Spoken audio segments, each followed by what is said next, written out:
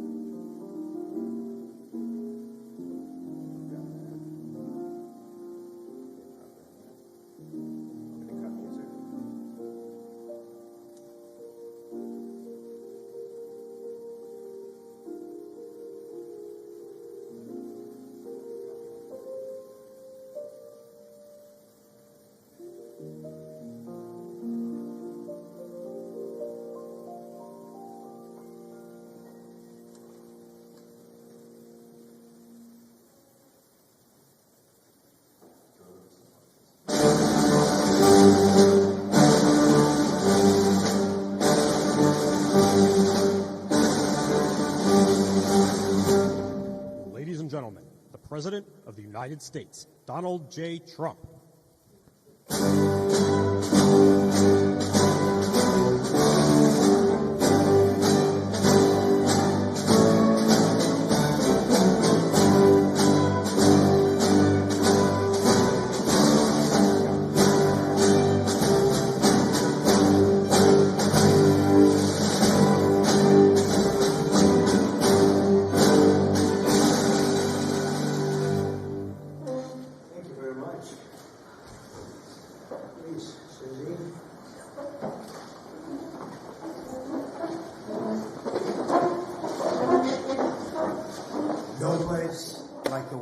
Do we agree? Right, Mr. Kraft? No place like the White House. Thank you very much for being here. Appreciate it. And we'll maybe discuss a couple of general topics. This is a board meeting for the Trump Kennedy Center, but we'll go into a couple of other things that we have the media present. It's always present, unfortunately, constantly. And I'll say a few words about what's happening in the Middle East. And if you have a couple of questions, we'll do that, and then we'll get on with our board meeting. So thank you very much for being here. We have a wonderful group of very, very smart, talented patriots at this table. Our powerful military campaign to end the threats posed by the Iranian regime continued in full force over the past few days. They have been literally obliterated. The Air Force is gone. The Navy is gone. Many, many ships have been sunk. They're warfighting ships, but I guess they didn't know how to use them. And anti-aircraft is decimated. Their radar is gone, and their leaders are gone. Other than that, they're doing quite well. They've been a terror for 47 years, and now I guess the world, through the United States, with the help of Israel, is doing what should have been done many years ago. Should have been done many years ago. Since the beginning of the conflict, we've struck more than 7,000 targets across Iran, and these have been mostly commercial and military targets. We've achieved a 90% reduction in their ballistic missile launches and a 95% reduction in drone attacks.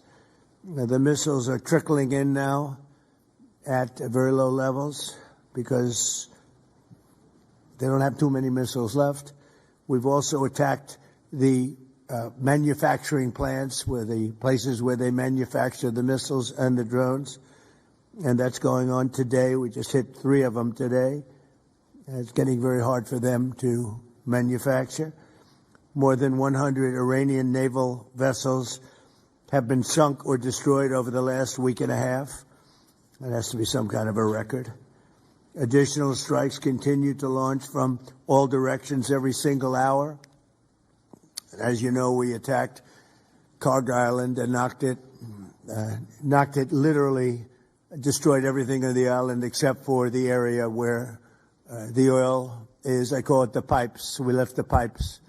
We didn't want to do that, but we will do that. We can do that on 5 minutes notice. It'll be over.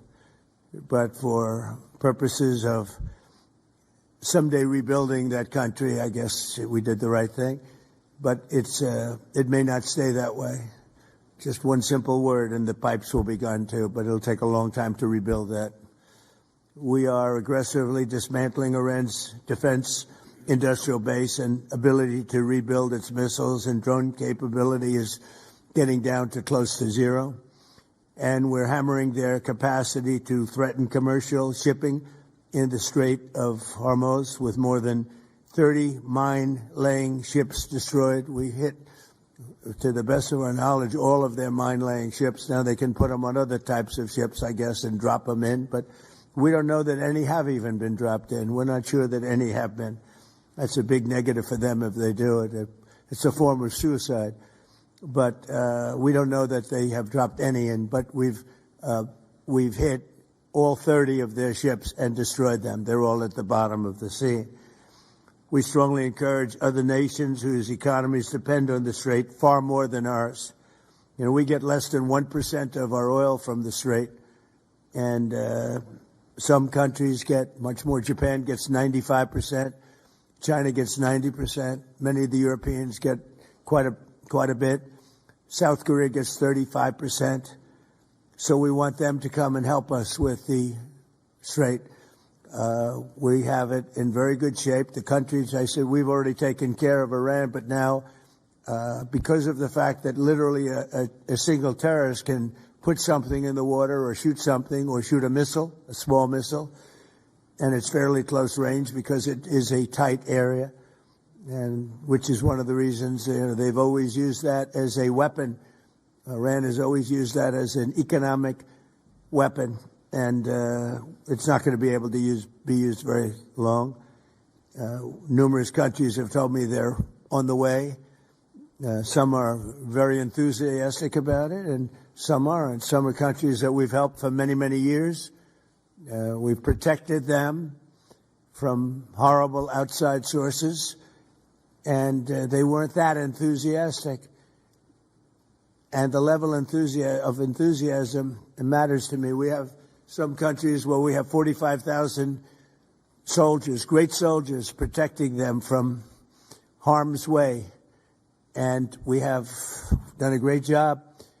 And when we want to know, do you have any minesweepers? Well, would rather not get involved, sir. I said, for 40 years we're protecting you, and you don't want to get involved in something that is very minor. Very few shots going to be taken because they don't have many shots left. But they said, we'd rather not get involved. I just want the fake news media and everybody else to remember that was said, because I've been a big critic of all of the protecting of countries, because I know that we'll protect them. And if we ever needed help, they won't be there for us. I've just known that for a long period of time, just like I knew about the Strait, that it would be a weapon, which I predicted a long time ago. I predicted all of this stuff. You guys were very generous in that. I predicted all of it. I predicted Osama bin Laden would knock out the World Trade Center. I made that prediction a year before he did it. I said, you better get him. He's a bad guy. I watched him be interviewed one time, and I said, that's a bad guy. You better get him. 1 year before, exactly. I wrote it in a book. You can even check. About a year before the World Trade Center came down, President Clinton actually had a shot at him, and he didn't take it. Unfortunately, I'm not blaming him for that, but he didn't take it. And he ended up knocking down the World Trade Center, but I predicted that too. I predicted a lot of things. We strongly encourage other nations whose economies depend on the Strait for blood. I mean, these people literally need it. 95% of their energy or their oil comes out of the Strait, and they should be in here very happily helping us. And it's incredible. We have we're number one in oil by double now. We drill, baby, drill. We're double any other nation, and it's going to be soon triple any other nation. And that doesn't include Venezuela, who's been great. By the way, the relationship with Venezuela has been fantastic.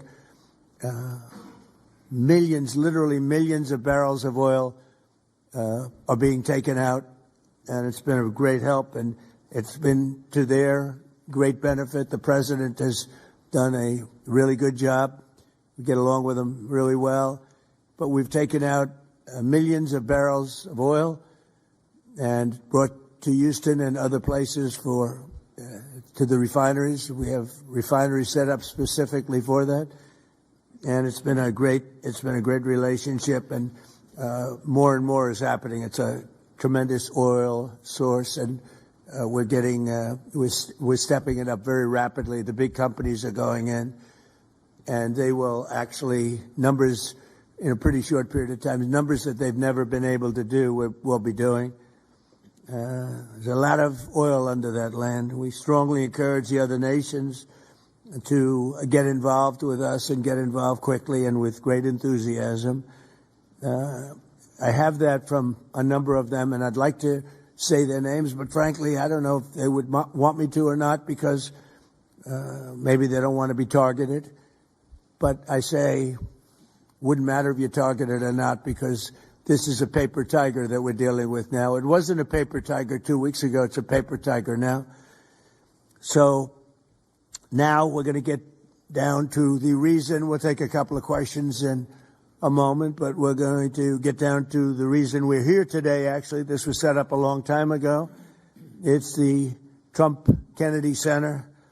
Over the past year, we've made incredible strides to restore the true purpose and prestige of this revered institution. Together, we're going to ensure it remains the finest performing arts facility of its kind anywhere in the world.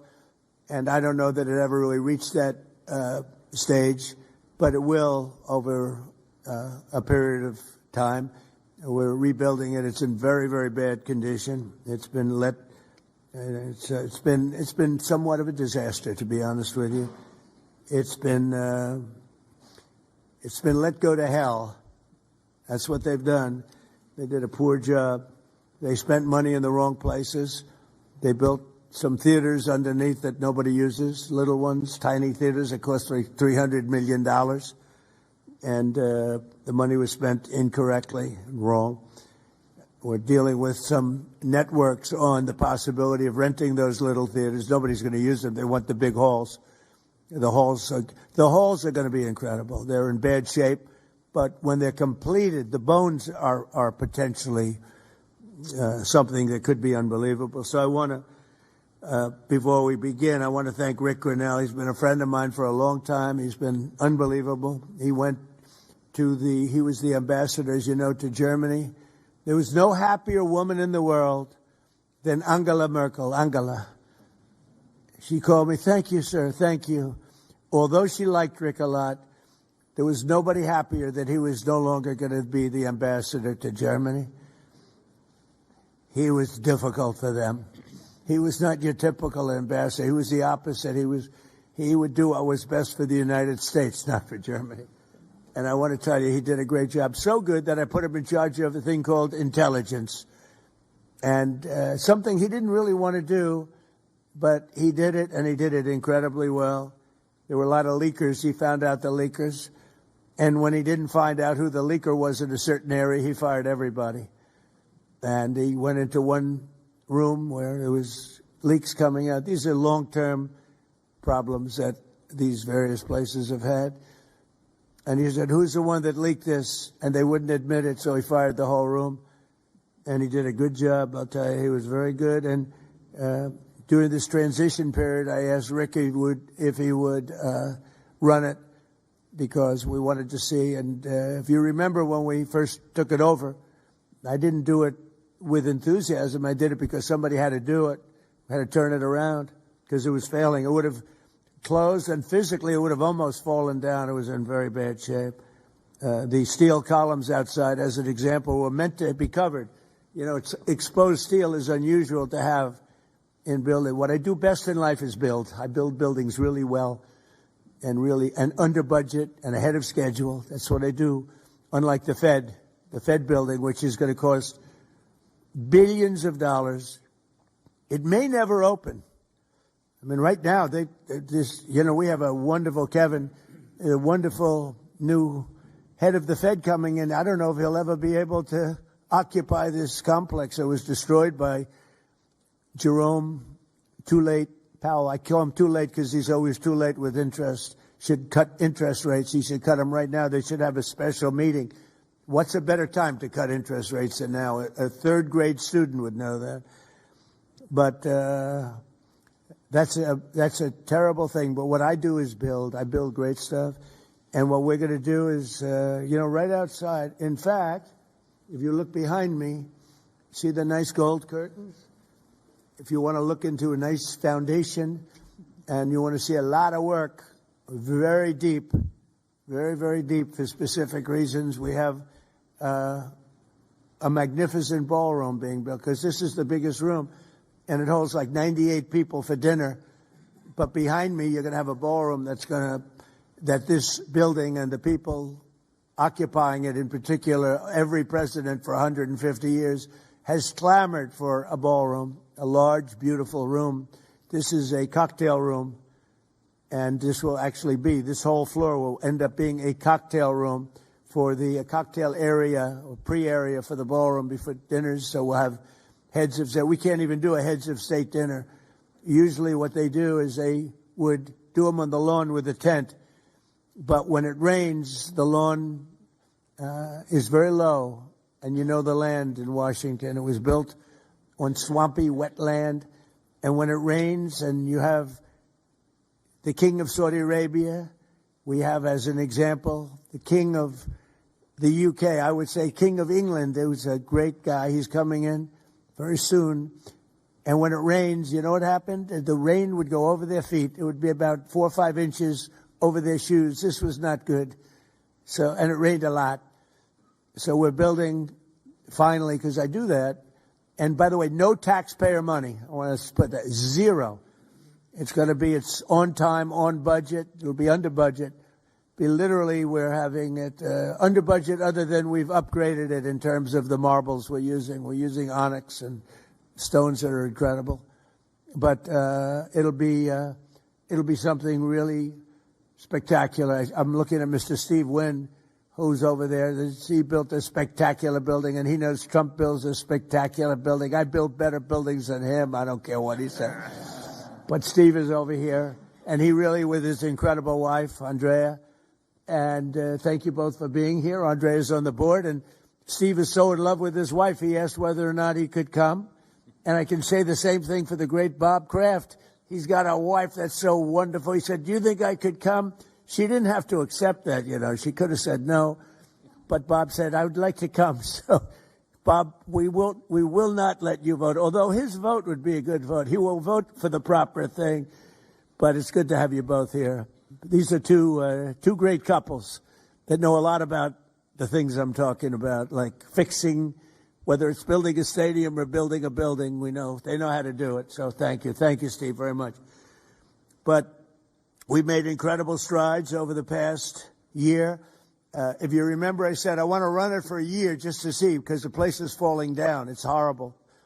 Air conditioning, heating is going to be ripped out in its entirety, and it needs new. It's old.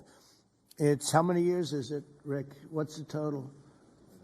50, almost, over 50. And we have 50-year-old air conditioning, more than that, actually. And it's in bad shape. Everything's in bad shape. It's got to be redone. So I said, let's run it for a year just to see how it works. It's better than, you can't just go into something and try and figure it out. And we figured it out over the year. And you have to close it, putting new marbles in, beautiful, beautiful marbles. When you do marbles, you can't have people walking over the marble every night as it's drying and setting and going to a play. So we thought the best way, what I know best in the world is construction. The best way to do it is close it, do it properly, and reopen it, have a grand reopening. And when it's finished, it's going to be far better than it was when it was originally built. When it was originally built, it was good. It has one thing that's very good. It has great sound.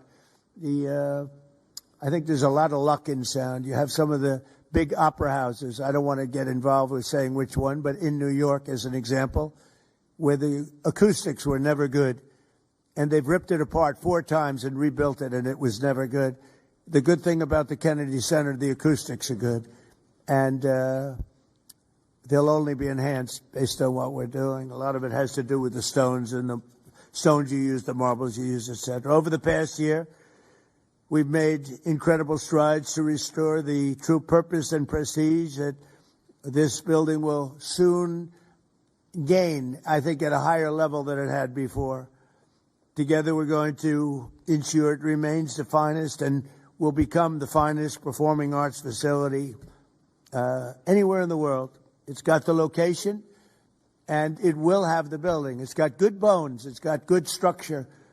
Again, they wanted to originally cover the exposed steel. It was painted a cheap gold, and we turned it into a very expensively painted white, very heavy coat of very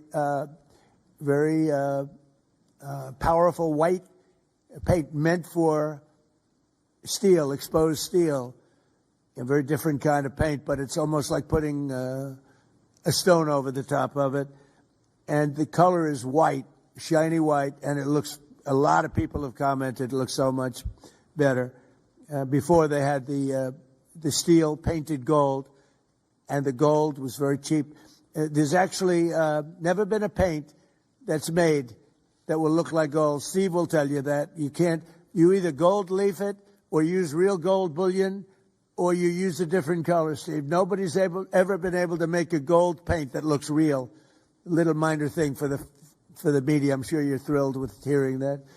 But there's never been a paint. I said, someday I'm going to discover a paint where you don't have to actually use gold leaf. Gold leaf is a very, very big and expensive process, but it's a beautiful thing, but not when you use paint. So we got rid of the gold columns, which looked always terrible. They looked cheap and they looked fake. Very much like the media, actually. And we took the columns and we painted them white. Before we painted them, Matt, very importantly, we structuralized them. We replaced bad steel that was very badly rusting. I mean, these are columns that are holding up a building. And we had to replace areas of columns that were actually rusted out because it was in very bad shape. It's not even describable how bad this building was, both inside and out. I want to thank Rick Grinnell, but you really did a great job, Rick, on this, and we appreciate it. I'm looking for your next venture, because he really was, there was a story he got fired. He didn't get fired. He was here for a short period of time, for a year, figuring it out with Matt and everybody else, and Matt now is going to take over, and he's a pro at construction, great at construction. And I think Matt would like to run the facility, too. He's fallen in love with it. And I think he'd do a good job. But if I don't think he will do a good job, I'll say, Matt, you're fired. I'm getting somebody else. So you're under no pressure, Matt, okay? It's like Bob Kraft. If a football player doesn't perform well, typically you will fire him immediately, Bob. Do you ever let them stay around for 4 or 5 years if they're bad? Not too many times, right? So, anyway, I learned from you. So I want to thank also Attorney General Pam Bondi, who's been fantastic. I don't know, is Pam here someplace? Oh, hello, Pam. Good. She's been great. And the Speaker of the House, he's got the easiest job of anybody in government. He's got a majority of 2. I don't like to say 1 because it varies, but between 1, 2, and 3. And I think you're the only man that's ever lived that's able to be very happy about it. In fact, when we get up to 3, every once in a while we get up to 3. Actually, for a period of time, we had it up to 4. And then we had a death. And death is very bad when you're the Speaker and you have a majority of 2 or 3. But we had a death, and then we had another death, and we had some things, and but we're looking very strong. We had one man who was very ill. It looked like he wasn't going to make it. I don't know. I won't mention his name. Should I? Do other people know his name? Do you want to mention it? He'll be proud. Go ahead. Tell him the story. Okay. Well, thank you, Mr. President. Congressman Neil Dunn of Florida had some real health challenges, and it was very serious, and had a pretty grim diagnosis. And I mentioned it to the president, and I said, Congressman Dunn is a real champion and a patriot because he's still coming to work. And if others got this diagnosis, they would be apt to go home and retire. And what was the diagnosis? It was, I think it was a terminal diagnosis. He would be dead by June. Okay, that wasn't public, but yeah, okay. That's it was grim. That's what I was going to say. I don't think with a heart problem, by the way. This was a heart problem. So, long story short, the president called him to encourage him and thank him, and they had a conversation. And the president mentioned in the course of the conversation, I ought to get my doctors involved, and they did. And within a number of hours, they took him to Walter Reed Emergency Surgery. The man has a new lease on life. He acts like he's 30 years younger, and he walked into the conference meeting, and we thought we'd seen a ghost. And I spoke with him over the weekend, and he's encouraged and thankful, and he thanks the president for his leadership and intervention. And thank you. He actually called Mike. Mike called me and he said, "Sir, we're up by 3, but we're going to lose 1 by June." I said, "Who?" "Neil Dunn. He's a great congressman. Incredible." He called to say that he was terminal really bad heart. There's nothing they can do. I said, that's bad. Number one, it was bad because I liked him. Number two, it was bad because I needed his vote. But he really said, Mike, I'm going to last this out for the president and you. And however long I live, I mean, it looks like June is the time, but however long I live, I'm going to be voting for you. I mean, how many people are going to say that? Most of them are going to say, Mike, I'm retiring immediately. That's the end. He's an extraordinary man. But he didn't do that. It was really impressive. And then I realized I have doctors in the White House. The White House doctors are incredible. And they've helped me with other people. They're helping me with people right now. People that are very sick are like they're miracle workers. And I said, I have to call them. And I called the two doctors. They're both great. And they immediately went over to see the congressman. And he was on the operating table like 2 hours later. Yeah. And it was a long operation. They gave him more stents and more everything that you could have. I think he's got everything that you could possibly have. And they called up. They said, sir, I think he'll be fine. I said, you got to be kidding. He said, I think he'll be fine. And Mike was telling me the story that the other day he came into a meeting for the first time in a long while. Go ahead. Well, it was incredible. I mean, he has a new lease on life. He has more energy than a man half his age, and very encouraged and encouraged all of us. So, again, a testament to great leadership. And he's, my hat's off to Neil Dunn and his beautiful wife and family. He's an extraordinary individual. And just, because I don't want to have a terrible story about this, I did it for him first and for the vote second. But it was a close second, actually. But I did it for the vote second. All right? I want to also introduce Susie Wiles, who's fantastic. She's our chief of staff. And she's an amazing person, an amazing fighter. And she announced a minor difficulty, which will be in good shape. Good shape he'll be around for a long time. She had a diagnosis. You probably saw it. And she's going to take care of it immediately as opposed to waiting. She said, let's do it now. I said, do it immediately. Because with that particular ailment, the faster the better. That's the only thing I know about it. The faster the better. She's going to do it immediately. So she just started, actually. And she's going to be in great shape. The prognosis there is excellent, beyond excellent. So, thank you, sir. But who needs it, right? That's right. Who needs it? So before we took over, just a year ago, the legendary, this wonderful place was literally on the verge of collapse, both from a financial standpoint, maybe more from a financial standpoint, but also from a physical standpoint. Necessary maintenance has been ignored. The programming was very woke and out of touch with reality. And we had an orchestra that lost like $18 million a year, and they subsidized it every year. So what kind of an orchestra loses 18? And I'm being nice when I say 18, it was much more. And I started looking at the programming. They had tremendous union difficulties, like 19 different unions, and driving everybody crazy. And I think the unions are going to be great. I've always gotten along with unions. As you know, I got great union support. But you had 19 unions. Every time somebody wanted to put on a play, they had to deal with 19 different groups of people. And they say it was like Broadway, but worse.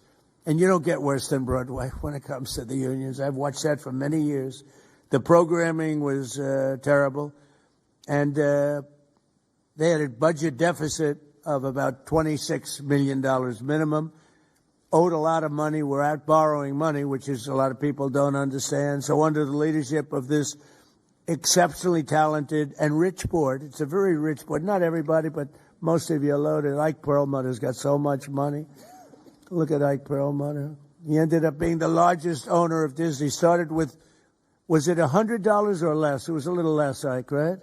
He didn't speak English, and he became the largest owner of Disney. Right? But then they went woke and he sold the stock. He didn't like Mickey Mouse being woke, right, Ike? But he's one of the most brilliant business people. Thank you, Ike. It's great. And Lori, thank you very much for being here. So I think it's Lori that's on the board, though, right, Lori? What's with these husbands? All the husbands are traveling. I think it's the White House. I got all the husbands with the wives. That's never happened. Boy, oh boy, what great relationships. My wife is going to have to speak to me. This is pretty good. The biggest guys in the country travel with their wives to come to a meeting. But it has something to do with the White House, right, Ike? Right? You don't want to see me. You want to see the White House because it's a special building. But thank you. And congratulations on an amazing career. Most people don't know Ike Perlmutter. Isidore Perlmutter. And started with nothing and built a vast fortune just by deal after deal. Did you ever have a bad deal, Ike? Which was that? Don't tell. See how honest he is? Most people would say no. He says one. And it couldn't have been very bad. Great to have you. So under the leadership of this board, which is, as you see, incredible, we're achieving a very dramatic and quick turnaround. We got rid of all of the DEI. Some of the news media loves DEI, but we got rid of it. Maybe you're right. Brought back patriotic and family-friendly programming, and last year we raised over $130 million to keep this place going. Otherwise, it would have been closed. The building, let's call it the Kennedy Center from that time, was losing so much money it could not have stayed alive if we didn't come in as a group of people and a lot of wealthy people that made a lot of contributions. So with the Trump Kennedy Center honors alone, we raised this year a record $23 million, which was double what they had ever done before, with $23 million. There's still much to do. The previous management left us a facility in very bad condition. Abysmal is the word, and everything from busting pipes and leaks to serious electrical and structural problems. And some of it we fixed, but most of it we're saving for during the construction period because we'll do a much better job of it that way. Major renovations are required to keep the facility functional, and that'll start right after July 4th. We're going to have a little bit of a celebration, not a big deal, but a little bit of a celebration on July 4th. We'll have a little party, and then after that we close or we start construction. We're fully financed. As I announced in February, after a one-year review based on input from highly respected experts and subject to board approval today, we determined, it's a little late for the board because we've already announced it, but these are minor details, but I think everybody agrees. But subject to board approval, we determined that the fastest way to bring the Trump Kennedy Center to the highest level of success, beauty, and grandeur is to cease the entertainment operations for a 2-year period of time as we complete high-quality, really high-quality construction. We've already purchased seating, as an example. We've already purchased a lot of the marbles and some of the things that are hard to get. Getting quality marble is very hard. It takes a long time. It comes from areas where it takes a long time to mine, and we're getting some of the best things you can. The marble is going to be incredible. The seats that we have, the seating is the highest level. Everything is the highest level. So this temporary closure will enable us to complete the work much faster and much higher quality. As an example, it's hard to show Shakespeare when you don't have any seats. As the seats are being changed, it's not exactly a great experience for people. So the right way to do it is just close it and fix it and open it.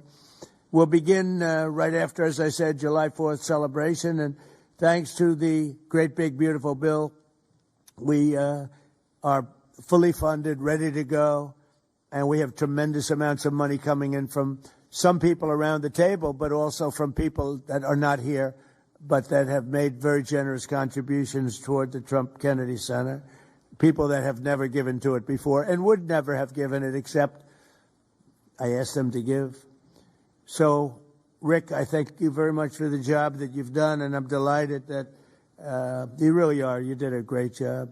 It was a little rough with a couple of the people, but that's okay. They've survived. Some of the artists, they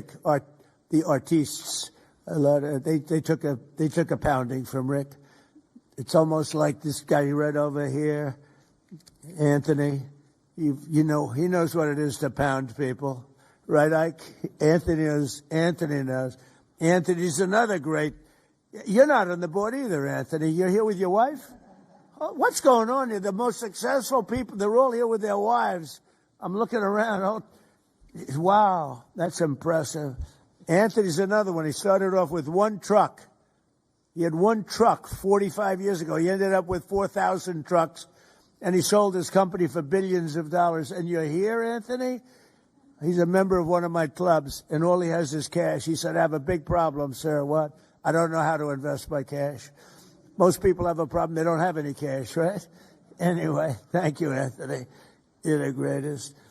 So all of these people have done so much, and they've done so much to help. And, Matt, I just really, I'm here to a certain extent to wish you good luck with everything and to introduce you to the board. Many of the board know because Matt's been running a lot of the initial construction and planning and going to be assuming the role of Chief Operating Officer and Executive Director, where he'll lead a construction crew for the next, a big crew, by the way, because it needs a lot of work, for the next 2 years in preparation for the grand reopening. And I think it's going to be something that's going to be very, very special. We're doing a lot of special things. We have a lot of things happening. We have at the front of the White House on June 14th, you probably read, UFC is going to be here. Dana White, the great Dana White, he's building a literally a stadium, a 5,000-seat arena right outside the front door of the White House. And they're going to have about 100,000 people in the park right across the street, where he's building, I believe, 8 massive screens for people to watch, all free, for people to watch. It's June 14th, happens to be my birthday, and that was only by happenstance. It was not planned that way, but it's a Sunday night, which they never did. Sunday night's super prime time. It's going to be broadcast on CBS, which is the Ellison family, 2 great people. Great people. It's a great family.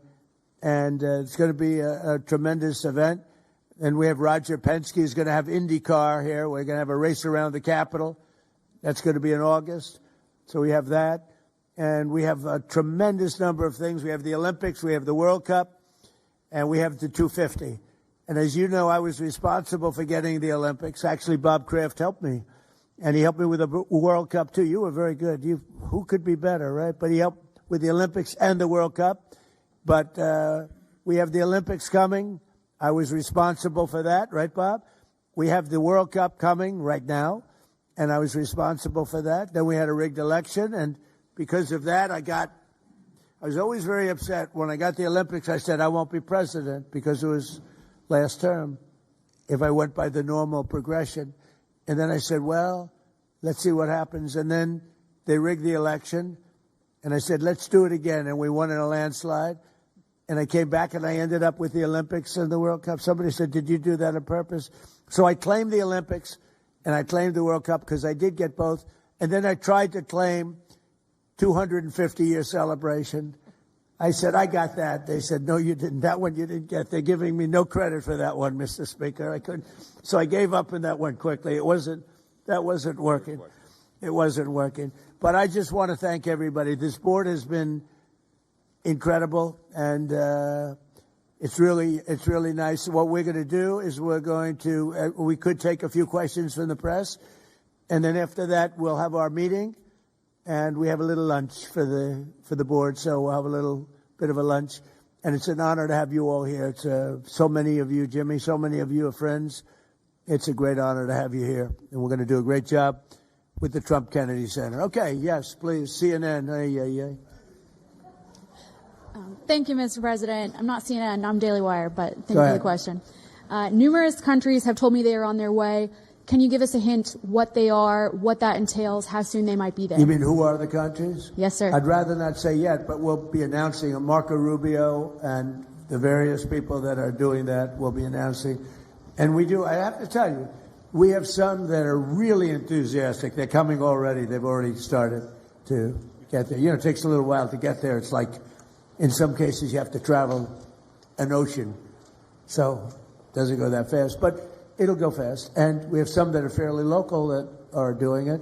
But we'll give you a list. Some are very enthusiastic, and some are less than enthusiastic. And I assume some will not do it. I think we have one or two that will not do it that we've been protecting for about 40 years at, tens of billions of dollars, Mr. Speaker. So I'll be reporting that to you in the House and the Senate, and I'll say, why are we protecting countries that don't protect us? And I've always felt that was a weakness of NATO. We were going to protect them, but I always said, when in need, they won't protect us. Now, this isn't need. Need would be one of the big boys. But I will say that we built the greatest military in the world, and we protect people. And if we need their mine boats, or if we need anything, any piece of apparatus that they may have because of a situation that they have, they should be jumping to help us, because we've helped them for years stay out of wars. Yeah, please. Thank you very much, Mr. President. Can you tell us if you have spoken with French President Macron about the coalition to reopen the Strait of Hormuz? Have you been speaking with the French President? What does that mean? Have you been speaking with the French President Macron about the coalition to reopen the Strait of Hormuz? Yeah, I have spoken to him. He's been, on a scale of 0 to 10, I'd say he's been an 8. Not perfect, but it's France. We don't expect perfect. Are you confident that France will help with the reopening of Strait of Hormuz? Yeah, I mean, sure. I think he's going to help. I mean, I'll let you know. I spoke to him yesterday. I don't do a hard sell on them, because my attitude is we don't need anybody. We're the strongest nation in the world. We have the strongest military by far in the world. We don't need them. But it's interesting. I'm almost doing it in some cases, not because we need them, but because I want to find out how they react. Because I've been saying for years that if we ever did need them, they won't be there. Not all of them, but they won't be there. I was very surprised with the United Kingdom, because the United Kingdom, 2 weeks ago, I said, why don't you send some ships over? And he really didn't want to do it. I said, you don't want to do it. We've been with you. You're our oldest ally. And we spend a lot of money on, NATO and all of these things to protect you. I mean, we're protecting them. We're working with them on Ukraine. Ukraine's thousands of miles away, separated by a vast ocean. We don't have to do that, but we did it. Well, Biden did it. I mean, I have to be honest with you. Biden got taken to the cleaners. But we worked with them in Ukraine. We don't need to work with them in Ukraine. And then they tell us that we have a mine ship around, and they don't want to do it. I think it's terrible. No, I was very surprised. I told him, we requested 2 aircraft carriers, which they had, and he didn't really want to do it. And then right after the war essentially ended, meaning they were obliterated, he said, I would like to send the aircraft carriers. I said, I don't need them after the war has ended and won. I need it before the war. So I was very upset not upset, I was not happy with the UK. I think they'll be involved, yeah, maybe. But they should be involved enthusiastically. We've been protecting these countries for years with NATO, because NATO is us. You can ask Putin. Putin fears us. He has no fear of Europe whatsoever. He fears the United States of America and the military that was built by me in the first term. Yeah. President, you mentioned the significant amount of oil that China derives from the Middle East. What is the status of your conversation with President Xi in terms of getting China to cooperate, in terms of making the Strait of Hormuz safe for those oil tankers? Yeah, so China is a great example. They get 91% of their oil from the Hormuz Straits, which we protected for years. And it always bothered me that we have these countries. Japan gets 95% of its from the Straits, the Hormuz Straits. And it always bothered me that we're protecting and we don't need them. We didn't need them before we started dig we must. Dig me must, that's the Trump policy of lots of oil. And we didn't use them very much. It used to be at 10%. Now it's at almost 0. We don't need oil. We have all the oil we need for ourselves. It's one of the great assets that we have. We have more than double what anybody else in terms of oil production. We're at more than double any other country. So we don't need it, but we did it. It's almost, You could say we did it out of habit, which is not a good thing to do. But we did it because we have some good allies there. We have some great Middle Eastern countries there, Israel there. So we did it for a lot of reasons. But it always amazed me that we did it. We never asked for reimbursement. And it was really there to serve other countries, not us. And by the way, we have the Sugar King. The same story. Look at that. Alfie von Hool. Alfie, thank you both very much. Huh? That's Pepe, yeah. Pepe. Hi, Pepe. How are you? How are you? Is Alfie in the backstage? Huh? Is he sitting back there waiting for you? No? You doing all right? Pepe is a great friend of all of ours, I think, in the room. Tremendous. And we appreciate you being here. Great to have you. Thank you. Mr. President, honored. That's great. Both of you. Thank you very much. So go ahead, please. Mr. President, you've said that Iran does want to make a deal. Now, into the third week of this bombing campaign, what would that deal look like? What are the asks that you're making of the government? They want to make a deal. They're talking to our people. I don't know if they say that to you. Maybe they do. Maybe they don't. Don't forget, they are a country that for years, I didn't know this until recently, they're a country based on disinformation. And now they're using disinformation plus AI. And that's a terrible situation. That's a terrible situation. They showed all sorts of things happening in the last 2 weeks that never happened. Between their kamikaze boats that don't exist, between blowing up the aircraft carrier, one of the great ships in the world, the Abraham Lincoln, on fire. They showed it on fire. I called the general. I said, General, what's with the Abraham Lincoln? It looks like it's burning down. No, it's not burning down. Not a bullet was ever fired at it, sir. They know better. I said, this is my first glimpse of AI and what they've done with it. They showed buildings in Tel Aviv burning to the ground, high-rises burning. They showed buildings in Qatar. They showed buildings in Saudi Arabia burning, and they weren't burning. They weren't hit.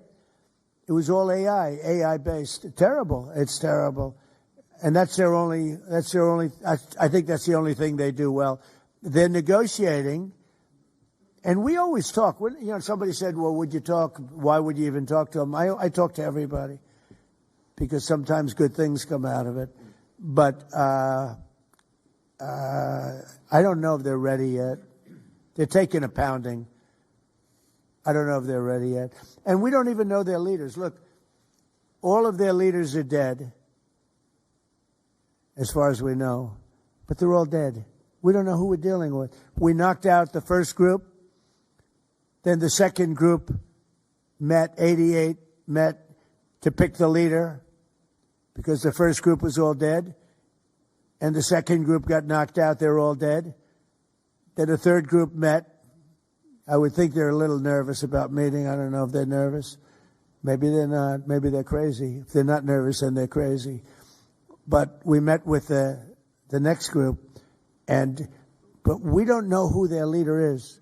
We have people wanting to negotiate. We have no idea who they are. Yeah, please, Peter. Thanks, President Trump. What are your advisors telling you about the Ayatollah's son, the new supreme leader? What are they telling you about him? Well, it's not only them, it's you people. I mean, a lot of people are saying that he's badly disfigured. They're saying that he lost his leg, one leg, and he's, been hurt very badly. Other people are saying he's dead. Nobody's saying he's 100% healthy. And he hasn't spoken because the Ayatollah would sit and he'd spew hate from a form of a throne. Not as nice as a throne. I like the English throne much better. But it was a fancy chair. But he'd spew hate from his chair. But you'd see him a lot, right? This one we haven't seen at all. So that could be for a lot of different reasons. We don't know, Peter, if he's dead or not. And now that you've announced... I will say this, nobody's seen him, which is unusual. Something else. Now that you've announced that the U.S. has destroyed all of Iran's mine-laying ships, Why can't the U.S. just immediately reopen the Strait of Hormuz? Well, we could, but it takes two to tango. We have to get people to take their billion-dollar ship and drive it up.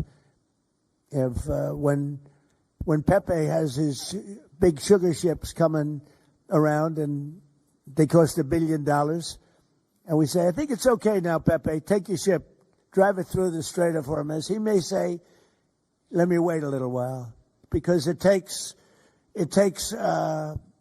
ship owners, and these ships are very expensive. They can cost up to $2 billion.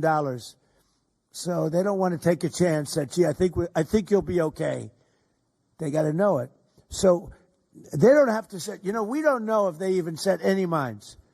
But the thought that they may have is enough to keep people from saying, we don't need it. Now, we are pounding that area, that coast, as you know, left side. We're pounding it, like really pounding it hard. And again, they may have no mine set. We hit every one of their mine droppers. They call it the mine layers, right? The ships. They're pretty sophisticated ships. Every one of them is gone.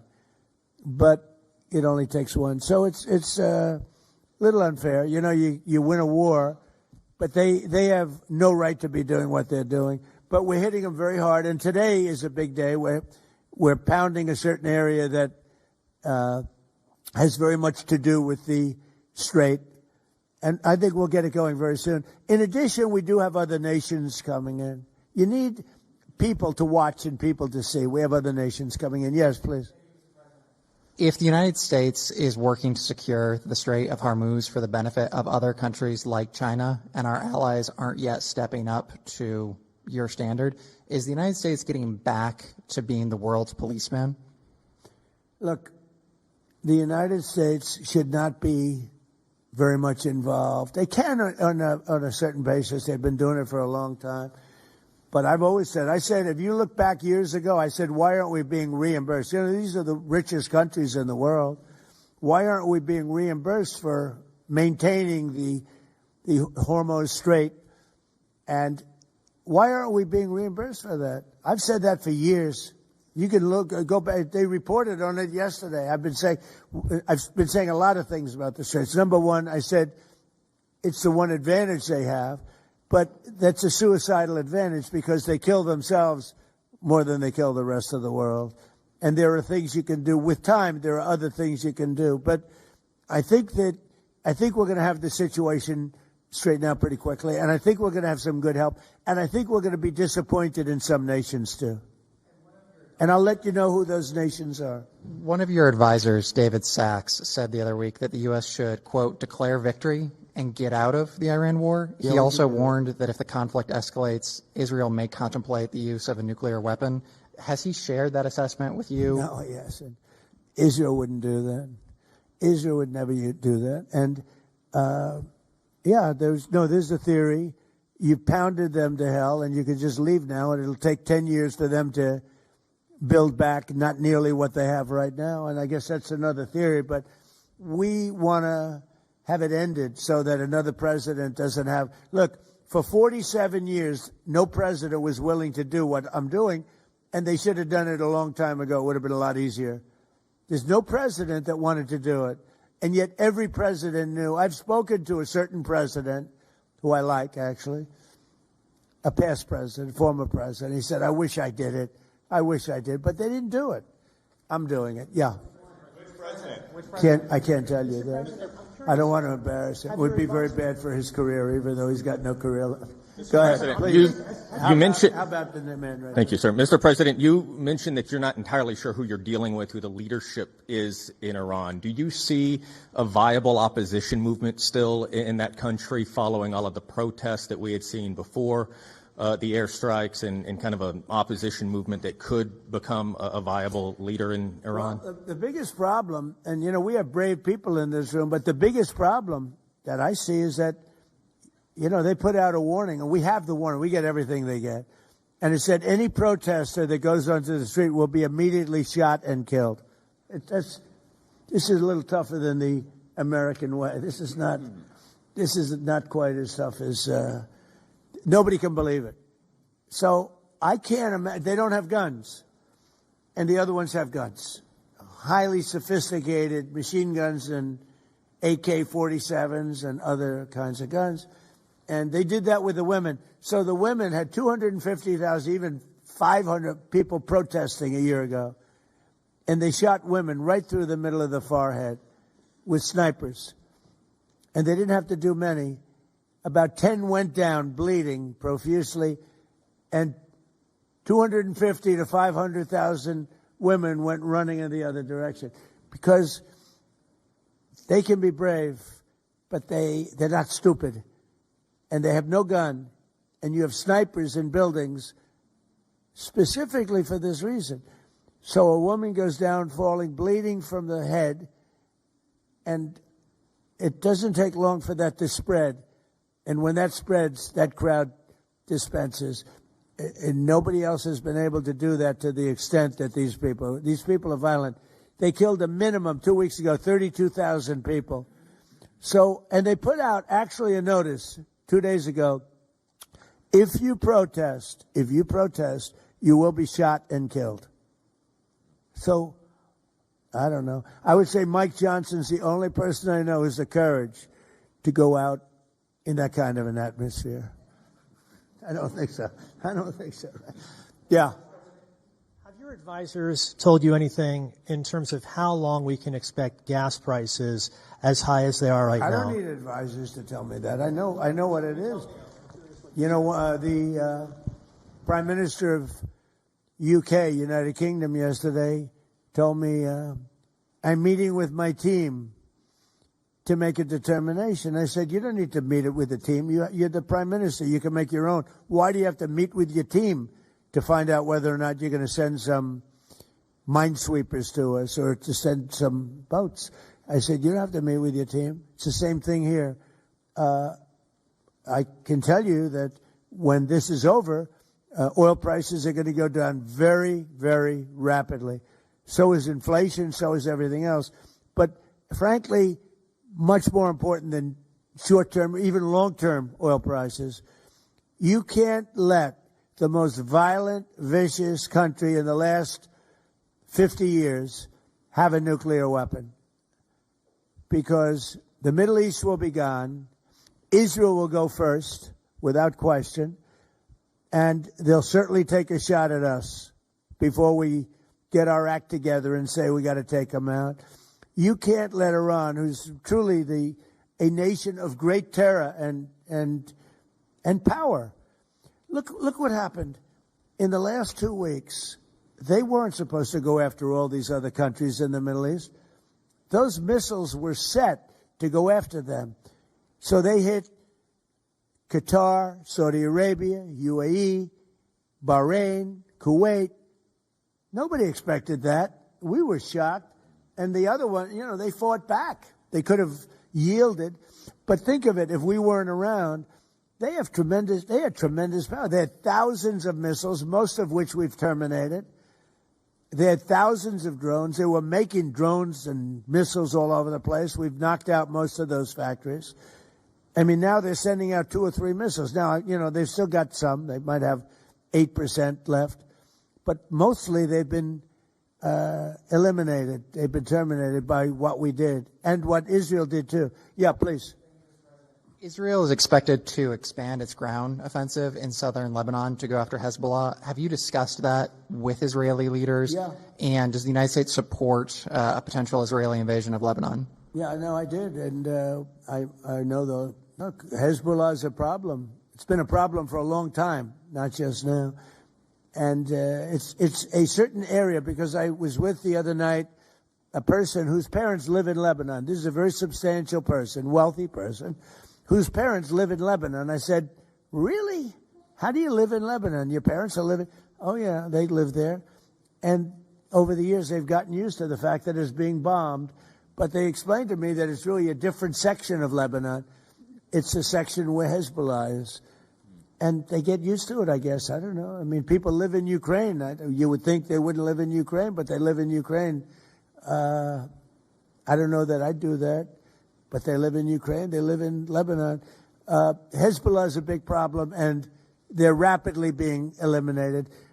Thank you very much, everybody. I appreciate it.